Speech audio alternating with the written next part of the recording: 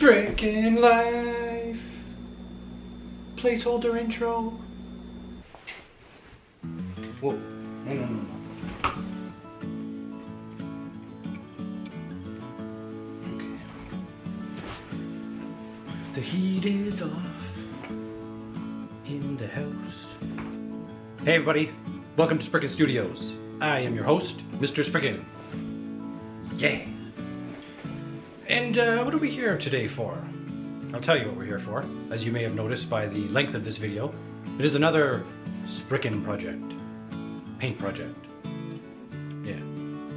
And what is today's? Well, you might know obviously again by the thumbnail, but it is the Saving Victoria project. Now, I did a 5-minute review on this Vlockers Fiore Primula Victoria kit where I butchered her and told you not to buy her and pointed out the nasty flaws. Now, all the nasty flaws were true and the kit is super annoying, but we're going to show you how you can basically take any kit and rescue it with a little bit of hard work. So that's what we're going to do. Oh, this jacket? Well, I have it on because I am going on a little adventure first. Yeah, I need some things to complete this project. So anyways, I'm heading to the local hobby store and maybe I can take some phone footage and splice it into this so you can see. Who knows? See ya! Ah. Wow, it's super nice outside. I can't wait to use my actual good camera to film out here. I thought it'd be a little cold today, but no, super nice. And I am walking to the hobby store. Always important. Take breaks from the hobby to do hobby-related things that are good for you, like getting exercise by walking. All right, we've arrived at our destination, Pinnacle Hobby. There. Let's go. Okay, we did it. We got our clear coat and our neon green color and checked out just some new stuff. Yeah, it was fun. Now we are on our way home after one stop at Home Depot. We were in Home Depot looking for magnets. I cannot find any.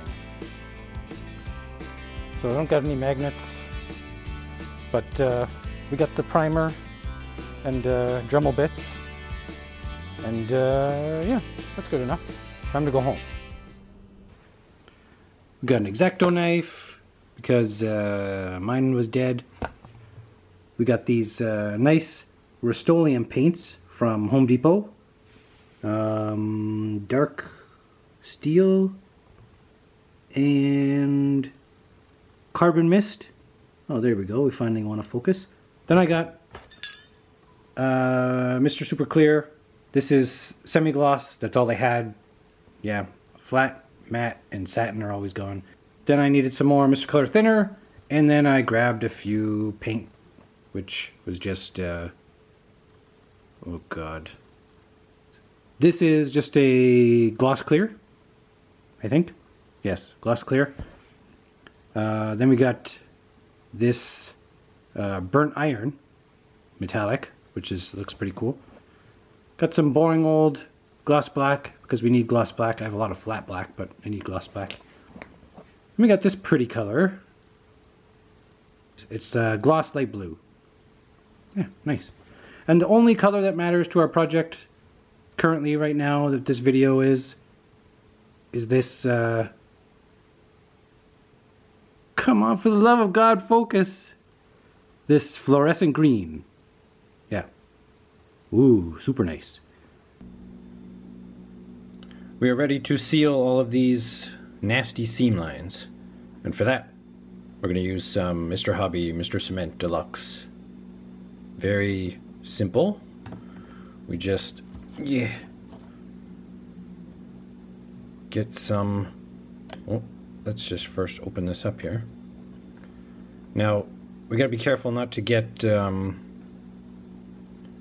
any on the actual part of the leg that's going to be bending here. So we're just going to do a bit where it's connecting, all in there. Then we're going to close it up. And we're going to squeeze. And then, for the sake of showing you, we are going to go over that line on both sides. Pretty good amount. And we're going to squeeze it again. That seam line already is close to disappearing, and all I did was squeeze. So I'm going to do this to all the parts and coat them nicely with the cement again over the seam line and squeeze them all together, and then we're going to sand it down, and it should be good for priming after that. I am going to use our Universal Metallic Paint and Primer in One Carbon Mist. I'm going to use that on all of her armor bits, seen here, because it will look nice and it'll kind of be like her original coloring, and it'll be super easy because it's just that, one and done. And I think it's a nice day outside, so I can go outside and spray them there. So that's a bonus. So here we are outside, and I'm looking super ghostly. Haven't really figured out how to fix the lighting on this thing, but it'll do for now.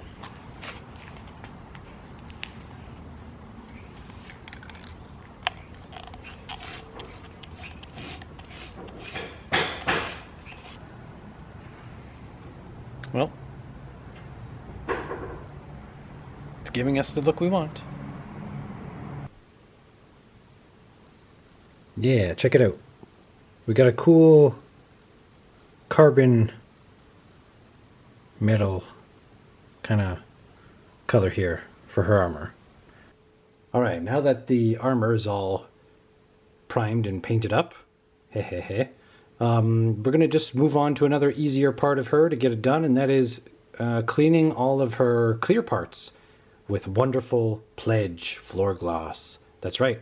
If you don't know about this, head over to my video I did on it, and that is the first ever Spriken hack job. Yes, go check it out and you'll learn all about this. Super easy. Here's where we currently stand. Or here's where we currently sand. Yeah, so I've just been lightly sanding the seam that we glued and squeezed together, and it's really done a good job vanishing. Some parts though, however, you can see like this, there's still a little hairline seam at the top, and that's because these parts, they really didn't fit together the best.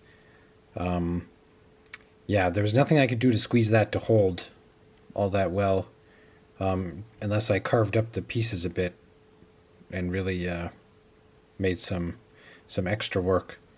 But I think that'll be good. I put some of the cement over top of it, so it might not actually show once we get it painted. But yeah, all the parts are looking nice. Now, having said that, there is a minor change in our plan. So here is the bust, one of two busts, really. And I was originally going to fill in this square connector part and paint it up, but it's actually a vital piece to get her armor, her chest armor, seen here, to stick on. So I can't do that because I want this armored version to work. For our white and black parts, we're going to be priming them up with some Citadel primers. Some white, because I don't have much of this, so I want to use it up, and our standard gray. And I'm not going to go outside because there's too many looky-loos out there wanting to know what I'm doing at the moment, and it's kind of noisy, so I'm going to use the trusty Spriken indoor priming station down there. Now, I forgot to mention, I'm also going to be priming the hair with the white as well. Now, remember to check for spiders if you're doing this in your basement or kind of like this place, because there could be creepers around here too. And remember not to do as I do in terms of mask wearing and that stuff. That stuff's all important. I'm not doing it because I'm nuts.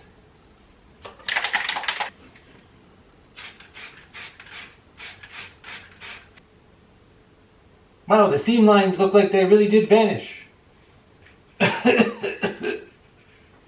Okay. I think that's enough. Anyway, since I'm on a roll, on my chair, literally, I'm going to just continue on painting. We're going to be working with a very simple color palette here. We got our gloss white, Mr. Color, gloss black, Mr. Color, and our fluorescent green, Mr. Color. Yeah, that's it. And then for our hair, we have these kind of specialty paint sets. Both Mr. Hobby. I have the blue one as well, but for this we're only using these two kits of paint. And that is because we need the yellow from this pack, and then we need this orange from this pack. Yeah, because her hair, if you can see, kind of has that fade going on, dark to light. Yeah, and I'm going to be, if you didn't guess, trying to just kind of make this look, her original look, as good as possible, as accurately as I can. So that is that. Yeah, I'm actually going to do some pre-shading on her white clothes, her skirt, and all that stuff. And I don't know if I want to use black. I think I might just use a blue. Let's see, what blue do we have? Cobalt blue? You know what? Why not? Mr. Color, cobalt blue. We'll do some pre-shading with that and see what happens. It's crazy. Okay, so let's get to pre-shading. What is pre-shading? It is just laying down a shadow on your parts before you spray over them with the intended color. And you can do it with any color you want, really. Something dark will give you the best result, I believe, because obviously you want it to show through as a shadow. So I just grabbed a cobalt blue. It's obviously going to be darker than white, and it'll give it a nice cool tone, I think. So let's go in here with the airbrush. Well, first I got to turn on my thingy.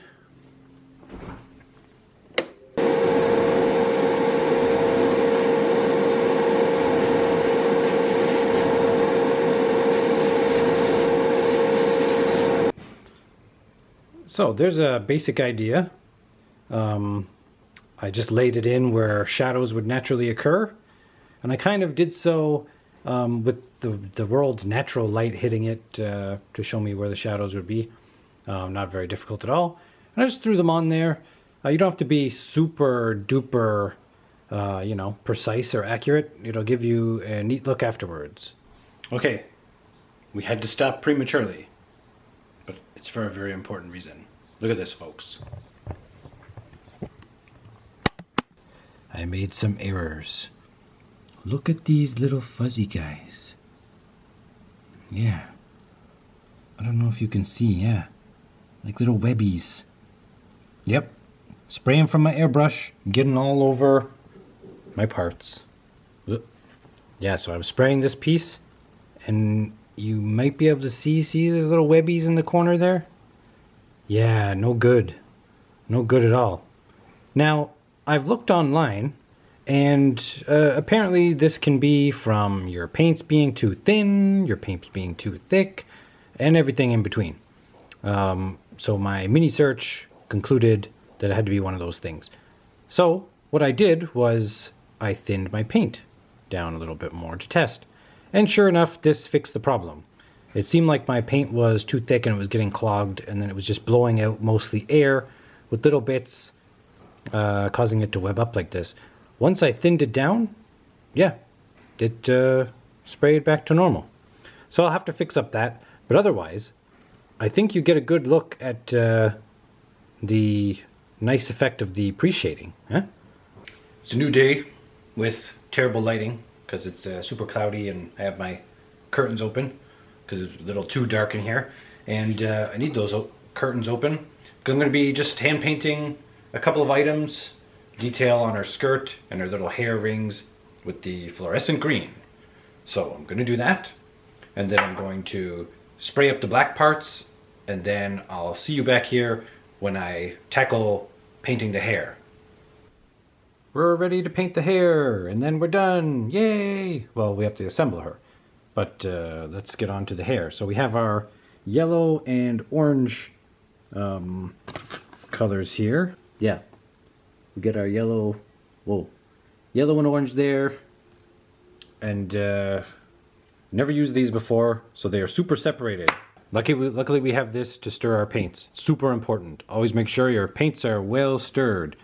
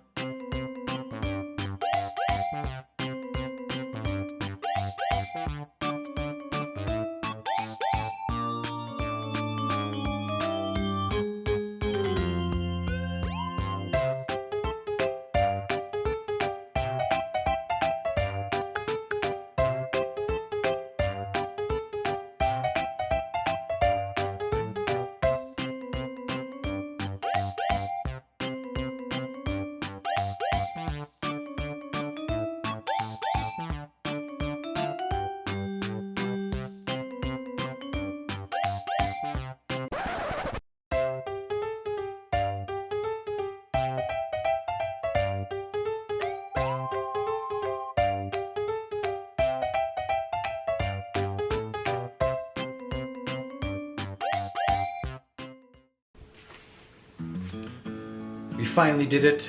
We rescued Victoria from the clutches of the bits bin. Yes, and I think she turned out really well.